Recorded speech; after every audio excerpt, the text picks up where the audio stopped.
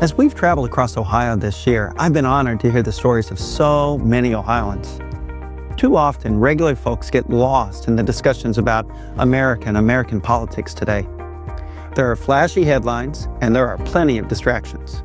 But we need to talk more about how does an issue like gerrymandering in fair districts impact all of us in our lives, in our schools, in our hospitals. My name is Brian Handley. I'm a leukemia doctor in Cincinnati. And I decided to run for Secretary of State because I saw the impact that our politicians were having and the decisions they made on my patients and their ability to afford health care and get the right care for their cancer. I believe democracy has to be a discussion about how we build better communities, how we solve real problems, and how we live and work together as Americans. So here we are with Care for Ohio, the podcast. In this series, I'm going to be having conversations with people around our state and around our country about their communities, their lives, and how we build a democracy that works for all of us. I hope you'll join us in the conversation in the months ahead. Welcome to Care for Ohio, the podcast. Today, we're lucky to have Oregon Secretary of State Tobias Reed. He's the 30th Secretary of State of Oregon. After studying economics, he worked in the business world for a while before becoming a state representative and then the treasurer of the state of Oregon. And now he serves as the Secretary of State of Oregon, which is one of the most interesting voting models of our democracy in the country. So Secretary Reed, thank you for joining us. Thanks, Brian. Looking forward to the conversation. Well, I'm so interested to hear, with Oregon's history and democracy, what led you to decide to run for Secretary of State? Why was that a job that was interesting to you? Well, honestly, it was not something that was on my plan, but it turns out there's been a lot of turnover in the Secretary of State's office in Oregon of late for a variety of kind of coincidental reasons. We had someone who died in the office. We had someone else who resigned. And so I was wrapping up my time as state treasurer and felt like it was there was a real need for some stability and professionalism. And we say, as you know, if you talk to one Secretary of State in the United States, you've talked to one Secretary of State. Every office is a little bit different with different parameters and responsibilities. And in Oregon, the Secretary of State really sits, I think, at the center of the relationship that Oregonians have with government, not just because of elections. I know we'll talk about that a lot, but also in Oregon, the Secretary of State is the auditor. We don't have a separately elected auditor responsible for the corporation division and archives. And so all these things are really essential elements of a healthy democracy. So I was excited to try to put what I had learned as state treasurer to work in another office, and it's been great thus far. Well, that's interesting, and it's so interesting to contrast the different jobs, because of course in Ohio we have a separate auditor position. In terms of elections, many Ohioans who are going to be watching and listening to this might not be familiar with how Oregon structures its election. Can you kind of give us an overview of some of the unique aspects of Oregon's electoral system? I think Oregon is the gold standard when it comes to elections. We were the first state in the country to move to an entirely vote by mail model. We actually prefer to say vote at home, because while most people get their ballots by mail, you don't have to use the mail to return your ballot. You can vote wherever you want, wherever you want, as long as your ballot gets back on time, it's counted. You can use the mail to send it back. You can also put it in a drop box. And so we're really trying to fit voting into people's complicated lives. And you just think about how much more sense that makes. The rest of the world, the rest of the economy is trying to make things more convenient for people, not less. And so as much as it might sound sort of arrogant, whenever I hear stories like from Ohio about people who have to stand in line and take time off of work, maybe have the cost of childcare, whatever else, I feel like yelling into the wind, you don't have to do this. And we have great results in terms of lower cost, higher security, higher turnout. It's a paper ballot. So the ballot shows up. You can consult whatever information you want, your partner, your neighbors, the websites, whatever else. If in some cases it's a long ballot and we have initiatives, you can do a little tonight, a little tomorrow night. You can have a voting party in your neighborhood. Get it back, and when it comes back, your signature, which is on the exterior of the ballot, is forensically analyzed, so we know it was you who signed that envelope, and then the ballot and the and the envelope are separated to preserve voter anonymity. Multi-partisan election boards, at least two people, sometimes more, of different parties look at the ballot to make sure, yes, we agree that Brian's intended candidate, they wanted to support candidate X. Yes, we agree.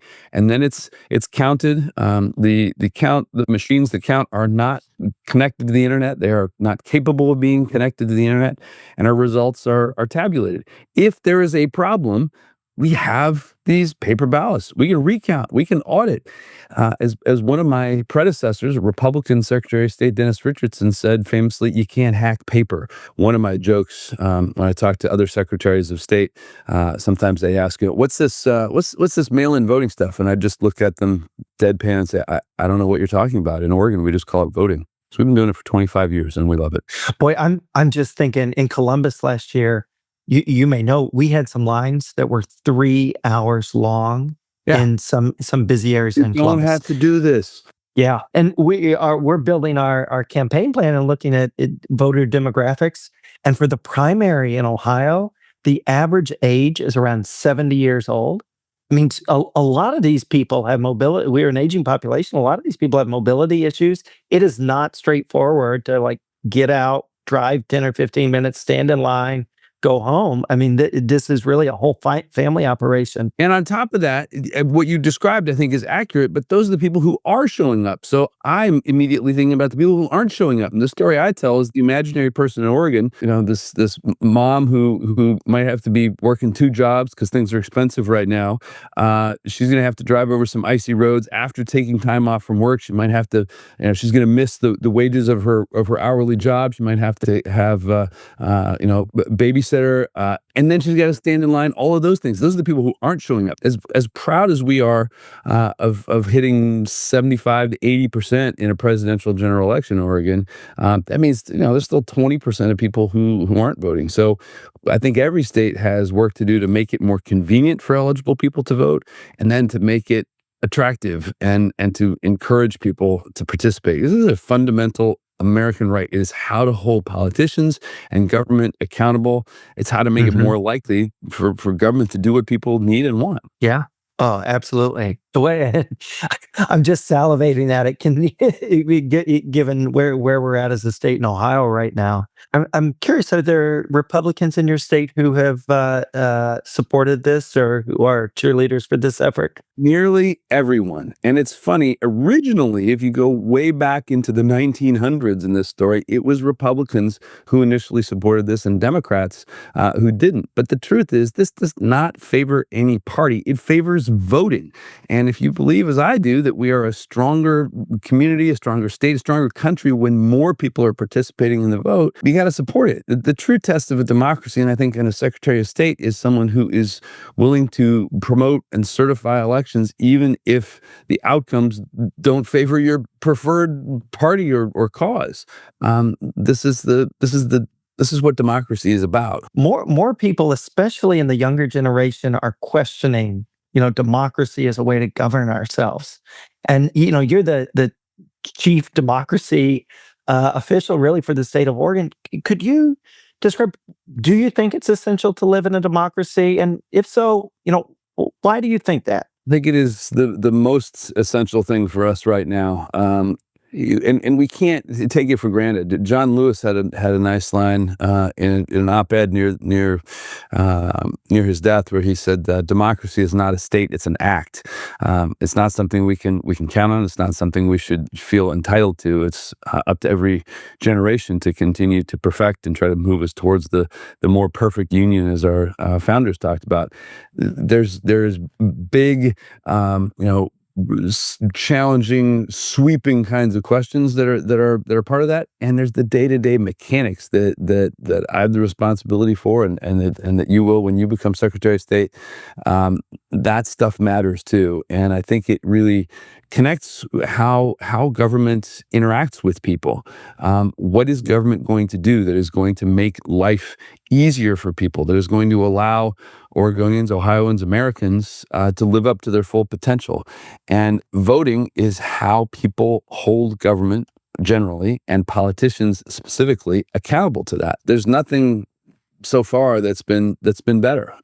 You'll remember, I'm sure, the maybe apocryphal quote from Churchill about democracy being the worst form of government, except for all the other possibilities. So it's messy, Yeah. it's sometimes slow, but it's the most effective thing, and we have to be involved in it, engaged in it, supporting it, and continually engaged in trying to perfect it. Yeah. I was in Hawking County. It's a rural Appalachian county in Ohio a few weeks ago.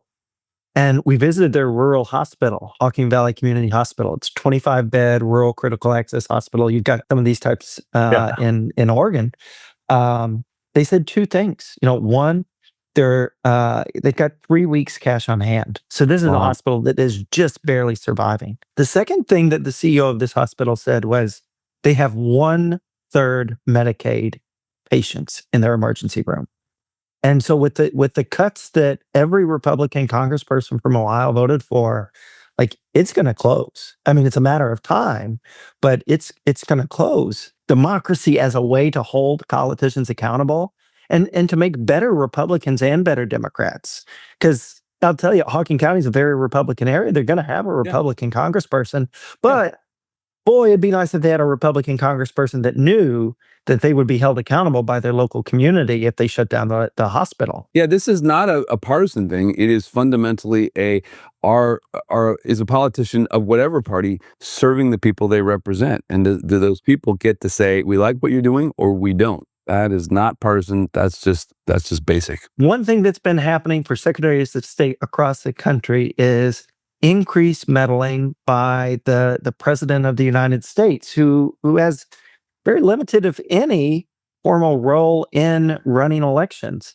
I wanted to ask, what has your experience been in Oregon, and do you have any comments on the recent executive orders that the president has been floating around elections, vote by mail, and early vote? Yeah, the first executive order that he promulgated, we believe is unconstitutional and illegal. Article 1, Section 4 of the Constitution says very clearly that states run elections, presidents do not. So we took him to court, as did a lot of other states. So that is enjoined in large parts of it to date.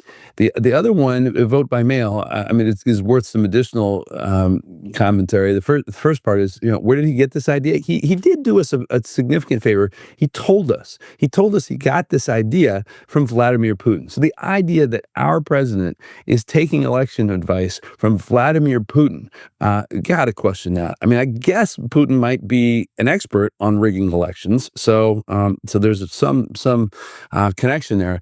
But this also brings up the well-known acronym TACO. Trump always chickens out. There has been no executive order on that topic. If it were to suddenly appear, we would take him to court on that as well.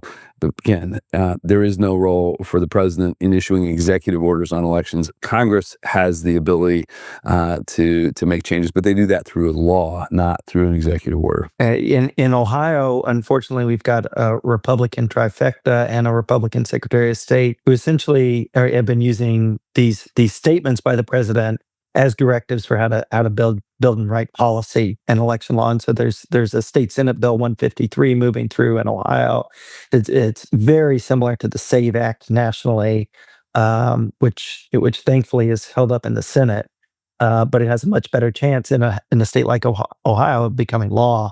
Yeah, I always want to ask Republicans on this. I mean, how do they feel about the idea that they seem to be suggesting that their success requires less people voting? And the SAVE Act really does make it harder for people to vote, particularly women, particularly people who live in rural parts of a state, people who are serving in the military. So I don't feel like those who are advocating this approach are really thinking about the real effect it's going to have on voters. And yeah, the SAVE Act is not a good idea, whether it happens federally or at an individual state level. One of the things we're asking everybody on the podcast is, government is something where we do together what none of us could do alone. And Well so said. we love public parks And so we're asking everybody their favorite local public park, whether it's a local park, state park, or a national park in Oregon. Do you have a favorite park? Well, we only have one national park in Oregon, but it's relatively well known. If you happen to have a quarter with the with Oregon on it, you can see the image of it. It's Crater Lake. I guess I would add to that. I was born in Montana, so Glacier National Park is also pretty high on Oh my wow, list. But yeah, but you're right. It was it Roosevelt who called it our best idea. yeah. He's on the right track for sure. But my wife Jana and it took the kids to Crater Lake 3 or 4 years ago now. Terrific. It's indescribably beautiful how the water looks. I mean, pictures So don't do it clear. justice. Our theme throughout this campaign has been Care for Ohio, and we're ending with kind of an open-ended question of what caring for our democracy means to you right now. And so you're at the center of a national discussion of what's next for American democracy. And so I'm really curious, Secretary Reed, when you think of how to better care for our democracy, are there things that come to your mind that you want to be doing in Oregon or promoting across our country? Yeah, I think it is, and what a beautiful theme. I mean, given your career, I think that makes a ton of sense.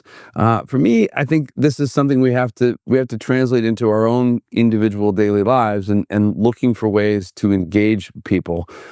There's a book a few years ago that I think he's a I can't remember, it was a sociologist and anthropologist named Bill Bishop wrote called the Big Sort. Yeah. And he made this point about the danger, it sounds like you've read it, of surrounding ourselves with people who think and act like us and who have similar backgrounds. That's a dangerous thing, an echo chamber that we're all subject to. And I think we have to push back against that, to look for ways to connect with people who come from different backgrounds, who have different outlooks. That's the beauty, the strength of a democracy, when we can learn from other people, test our own assumptions and ideas. And the beauty of this is that we all have the opportunity to do that every day. If we're standing in line at the grocery store, if we're waiting for a bus, if we're on the sidelines of our kids' soccer game, there's a chance to engage with somebody who might or might not think like us. But seek out those people who don't think that way, and be okay with disagreement. I think we have gotten really lazy and bad at disagreeing with each other. It doesn't mean that other person is a bad person. It doesn't mean that you're a bad person. It's a skill and a muscle that we have to practice and develop at saying, that's interesting. I don't agree with that, but I'll think about that. Those are the things that make for a healthy democracy. And everyone has the skill to be part of that. The other thing I think we have to fit, as we've talked about, the act of voting, the act of participating into complicated, busy lives. Most people are trying to get dinner on the table and get their kids to do their homework and keep their job and that sort of stuff. And we have to support all that. And we have to ask people to take an additional step in engaging. So all of us who are lucky enough to be in public roles, I think, have a way to try to make that easier, and then just making it fun too. We have drop boxes, as I talked about, for returning a ballot. We want to do something as silly as saying, in the fall leading up to elections, on the Friday night where the high school football game is happening, how about we have the pep band stop at the drop box beforehand, and you can come to the game and put your ballot in the drop box. Make it a party, make it fun. This is There's serious stuff here, but there's also opportunity for some fun and some lightheartedness. It's a great point. When you were talking about the book, The Big Sort, and we'll put this in the show notes, I was thinking there's a democracy scholar named Danielle Allen, and she's got this beautiful piece where she talks about democracy is not just us all coming to the same opinion, but Right. it's also about democratically treating continued disagreement.